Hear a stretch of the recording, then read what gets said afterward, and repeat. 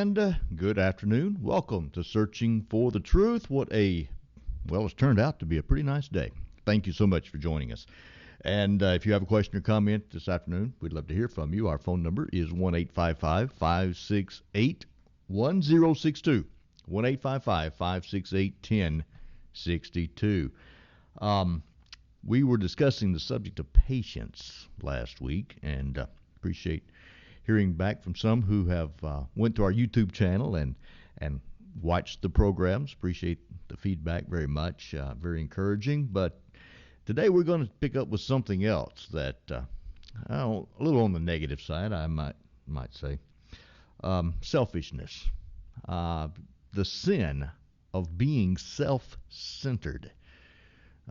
That's what we're going to be talking about today. So if you have a question or comment, it doesn't have to be on that subject, just anything pertaining to the Scriptures, give us a call, 1-855-568-1062, and we'd love to do our best to give you a Bible answer.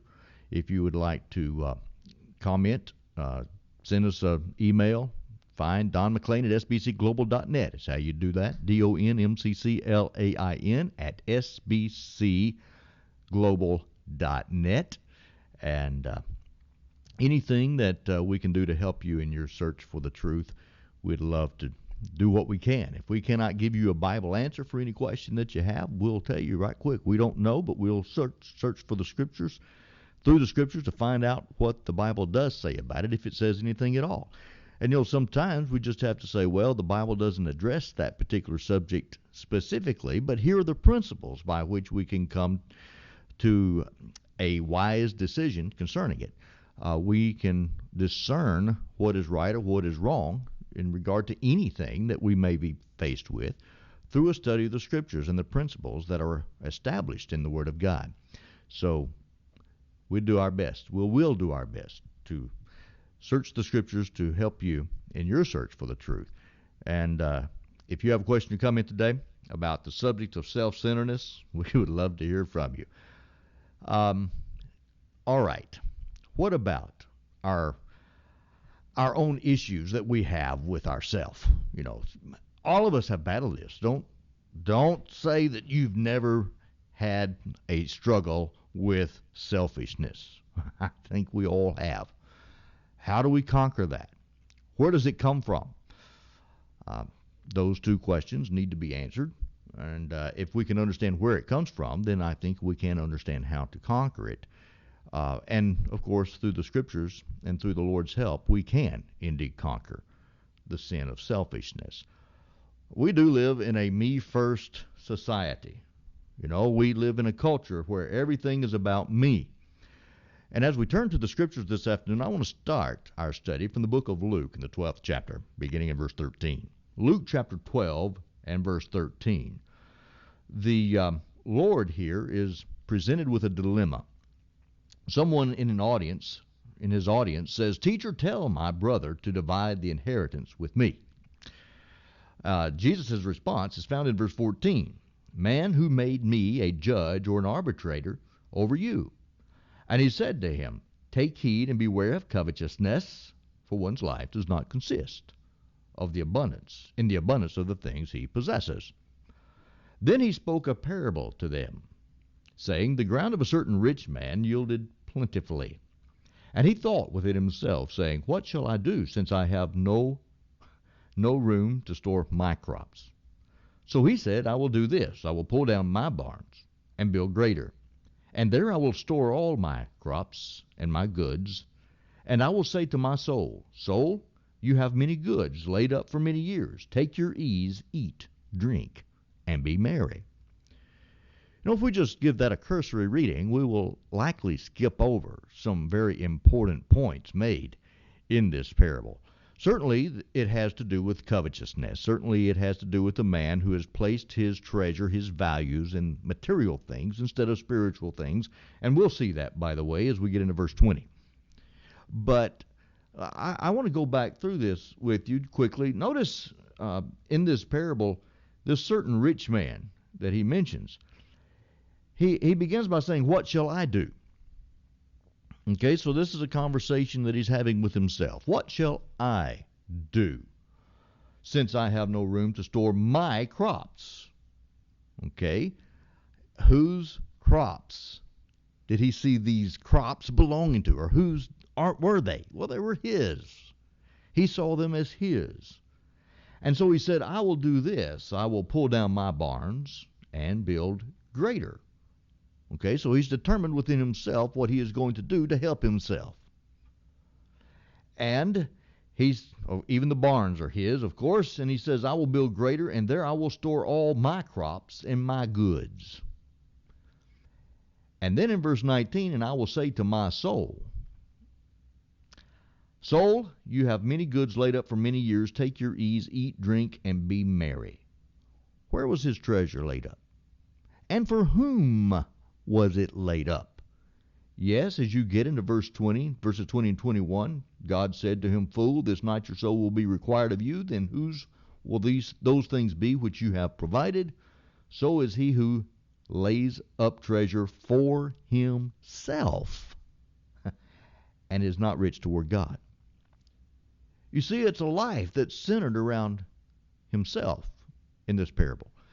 Everything that he has is for himself. And this is the self-centered attitude that so many people today have. Isn't that true? It is an attitude that is so common. Back in 2013, there was a film produced by a man named Anton Gaber. This is a producer and director in Canada. And the name of the film is It's All About Me. All About Me. And let me just read this review of this movie. This documentary examines the inflated sense of entitlement among youth, its consequences, and the solutions for a better future. Generations X, Y, and Z have grown increasingly self-absorbed from over 4 decades of nurturing and education based upon boosting self-esteem. It's All About Me reveals the consequences of a society driven by instant gratification, a me mentality, and how younger generations can succeed in the real world. It's all about me. And one of the things that I find interesting about this is that there's a problem, and this producer recognizes it. And I recognize it. I think most all of us who trust in God and who are true followers of God recognize that this is a cultural problem that is very infectious. A lot of people have this problem. And the millennials who are coming along now, they are very much self-absorbed. Well, why is that? Well, for the last 30 or 40 years, we have been told that in raising our children, we need to boost their self-esteem. We need to help them to realize that they are truly wonderful little people. And as they grow up, we are to nurture that attitude. And we do not want to do anything that would damage that self-esteem. And that would, of course, include no spanking. Don't spank them because you may damage their ego, their self-esteem. You will hurt their feelings. So don't spank them. Don't do anything to punish them. Try to remove from their life any obstacles or anything that would help engender work. Anything that would cause them to be humbled. Remove all types of difficulties from their life. When they don't get the good grades in school that you would hope that they would, well, instead of complaining about that to them and trying to correct the issue and trying to help them to learn how to be workers, being responsible, taking care of their grades through hard work and self-discipline. No, we want to complain to the teacher, and we want to complain about the teacher, and we want the teacher to be punished because our children are not doing, in their eyes, what they ought to be doing. And so it's the teacher's fault. It's the teacher's fault. It's the principal's fault. It's the school's fault. It's not my child's fault, and it's certainly not my fault. And we don't want any negative reactions towards our children to be known. It is a pampering, nurturing, a self-gratification. We give them everything that they want. What is the consequence? Now, I don't have any delusions that this particular producer or director has the correct answers for the problem. I suspect that he doesn't. But I will say this, that it is a problem, and he recognizes that it is a problem. Worldwide, it's a problem. Okay? But let me also say to you that this is not unique to our culture by any means, right? This goes all the way back to the beginning. You go back to Genesis chapter 4, and we see selfishness creeping in. In fact, Genesis chapter 3, we see selfishness creeping in. In fact, that's exactly in Genesis chapter 3 what Satan used to tempt Eve. Listen, God is holding back from you, Eve. God knows that if you eat of the fruit of the tree of knowledge of good and evil, that you're going to become like him. And God doesn't see, he's charging God with being selfish. And so he's saying, look, you need to have what's yours. And don't let God keep you from it. This goes all the way back to the Garden of Eden. And it has plagued mankind ever since. Being self-centered is something that all of us have to deal with. All of us do. But we do make the problem worse when we give our children everything that they want. When we try to shelter them from the real world, we make things worse. Do we understand that? So, what about this problem of being self-centered? You know, it's easy to see this sin, and all sin. We are so prone to see it in others, but so blind to see it in ourselves, right? I think that's true. We got a call. Yes, I want to thank you so much for calling, Searching for the Truth today. How are you this afternoon? I am wonderful. How are you? The scriptures we best been known by is Proverbs 13:24, and it says, I'm sorry. He who spared the rod hates the son, but he who loves him is careful to discipline him. Mm-hmm. I'm from old school. My mother and them and my father disciplined us, you know. They whooped us. They didn't abuse us when they whooped us. They whooped us for a reason, and it had to be a real good reason. It wasn't just whooping us all the time, and then we got punished. We had to stay in the house and had to do the dishes. Mm-hmm. But in the meantime, we were growing up with love and concern of what they want us, what they expect out of us once we got out there in the world of our own. You know, everybody in the neighborhood watched over everybody else's child, and they even whooped everybody else's child, and then send you home to your mama and tell your mama, the principal of the school whooped us, the teachers whooped us, and they called our parents and told us so-and-so did this and that, and we got whooping. But we don't have that today, and we couldn't afford, it was 12 of us, we couldn't afford shoes and stuff, so we had hand-me-down stuff along the way, and we just had to live that way because there's so many kids, and my mother and father was trying to work and make a living for us. But now kids want $200, $300 tennis shoes. You know, if you don't have a job, you can't buy that stuff. You don't need it. Amen. So they're gonna be shoes gonna be today and tomorrow is gonna be another style. So I just want to make that known to your audience. Whooping is not bad. It's the way you whoop them, discipline them. You don't abuse them. You just whoop them in a way that you just corrected them, and they would be better for it. They'd be better for it. Thank you very much. Absolutely. Well, thank you. Thank you for your call. Good points. And she's exactly right. Proverbs chapter 13 there in verse 24. He who spares his rod hates his son. It's not abuse to discipline your child. It's not abuse to spank them. Because, listen, children at a very young age needs to learn that doing what is wrong, there are consequences for it. They need to learn that very early. They need to make that association very early. And they will learn self-control through the process. It's all about the process. It's about the big picture. But, the big picture of nurturing your child to the point, and there's nothing wrong with nurturing. By the way, that's part of the concept of admonishing your children. Okay, Ephesians chapter 6 and verses 1 through 4. The children, of course, are to obey their parents in the Lord, for this is right. And the fathers are to bring their children up in the nurture and the admonition of the Lord. But it's a certain kind of nurturing.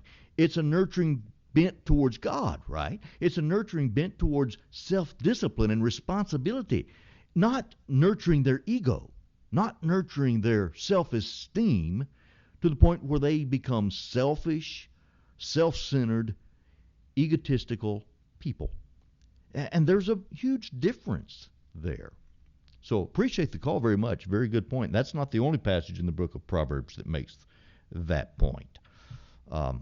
God knows, I think, a little bit better of how children are to be raised than any of these psychiatrists these days, Dr. Phil included.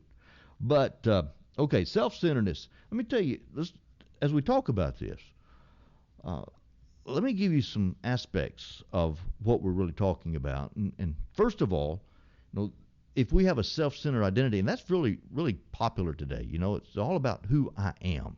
And I want to be who I am. I want to be who I want to be. And we are told to self-identify. I saw a couple of weeks ago a fella on Facebook who had self-identified. Now, this is a mid-aged fella, 46, 47 years old, if I remember correctly. And he decided he wanted to self-identify as a 6-year-old girl. And so he dresses up like a 6-year-old girl, acts like a 6-year-old girl, got a wig so he doesn't look like a 6-year-old girl. But he's wanting to self-identify as a 6-year-old girl. And he's found this elderly couple that would raise him as a 6-year. How ridiculous have we gotten in our society, my friend? But this is where it goes. This is the end result. We identify as, this whole transgender thing. I want to identify as something that I'm not, who I want to be. My friend, listen. It's not about who we want to be from that perspective to satisfy whatever urge or desire I may have. I need to identify according to God's will for my life. That's really the point. But it's about self-identity. We live, by the way, in a country that, if we're not careful, is kind of tilted to encourage this kind of mindset. We talk a lot about our rights, our liberties in this country. And our Constitution grants us individual rights. But if we're not careful, there is a radical individualism that comes out of that is very damaging, very deadly, and destructive. Self-identity. It's about us. Self-centered view of the world. We are focused on the world from, how it revolves around us, instead of how we are to fit into it in God's purpose of things. It's about us. Also, self-centered priorities. Everything that we have and we do is about us. It's my pleasure, my achievements, my success, my property. Just like that rich man in Luke 12. Self-centered priorities, self-centered way of life. A self-centered way of life. It all is about me. I do what I want when I want, and nobody better tell me that I can't, or that I shouldn't, or that it's wrong. It's about me doing what I want to do. So, as we look in the scriptures about this particular issue, self-conceit or pride, just another way to say that. James 4, verse 6, verse 10, God resists the proud, but gives grace to the humble. And throughout the scriptures, Proverbs 6, going back to the book of Proverbs, as our caller did, this is something that is abominable in the sight of God, isn't it? Pride. One who lifts himself up and is proud. Luke 18 and verse 14. Romans 12 and verse 3. Pride. We better not think of ourselves more highly than we ought to think. 1 Corinthians 10 and verse 12. He that thinks he stands, take heed lest he fall. Self-conceit or self-willed. The Bible has a lot to say about those who are self-willed. In fact, in Colossians chapter 2 and verse 23, talking about self-imposed religion. We see this. It's very common today in religion. Now, don't think for a second that as we talk about self-centeredness or selfishness, that we're talking about something that is separated from religion, because it can very much be a part of our religion. Self-will, one who is set on having his own way. He does what he wants to do, so he creates a God to allow him to do what he wants to do. He creates his religious system, or he identifies with a religious system that allows him to do what he wants to do. He worships God the way he wants to worship God. Self-willed. Or to be self-indulgent. That is, he is given himself free course to his own passions and inclinations. We need, instead of self-indulgence, we need self-control. Right? Self-righteousness. Here, again, this brings it back into the religious sphere. This is one who is right in his own eyes and thinks that he's right in God's eyes. For example, in Luke the 18th chapter, verses 9 through 14, the Pharisee who went to the temple to pray, he lifts up his eyes to heaven, and he thanks God for being as godly as he is. and he thanks himself, because it says that he prayed thus with himself, right? And just paraphrasing very loosely here, here's the attitude. God, you're just lucky to have me on your side. You are fortunate to have me working for you. You are fortunate that I do all the wonderful things that I do in my life. Look, I fast. I do all these things for you. And you ought to be very thankful that I'm with you. That's the attitude that he had. And many people today have that same attitude. They are right in their own eyes. And of course, I'm sure that, we don't look at it that way, especially if we have this issue. We don't look at it from that perspective. We, in fact, draw it up as being humble. Look how humble I am. There are people who are so humble, they're very quick to tell you how humble they are. And so what you really have is selfishness and pride draped in humility. It's just got a humble sticker on it, but it's just the opposite. Self-righteousness. Self-righteousness. In Romans chapter 10, verses 1 through 3, Paul is praying for his brethren in the flesh. And he notes how they are zealous for God, but not according to knowledge. For they go about seeking their own righteousness. They want to do it their way. They want to follow their ideas, their plans, their doctrine. Self-satisfaction. That is, they're satisfied with themselves as they are, apart from God's righteousness, by the way. Apart from what God says. They're pleased with who and what they are. Revelation 3 verse 17, the church at Laodicea. They were self-righteous. We have need of nothing. They are self-satisfied. We are rich. We don't need God. So, about to run out of time this afternoon. Appreciate very much everyone tuning in today. And love to have everyone rejoin us tomorrow afternoon at 3 o'clock. And until then, may God bless you. Hope that you have a great, great rest of the day. Thank you very much for joining us.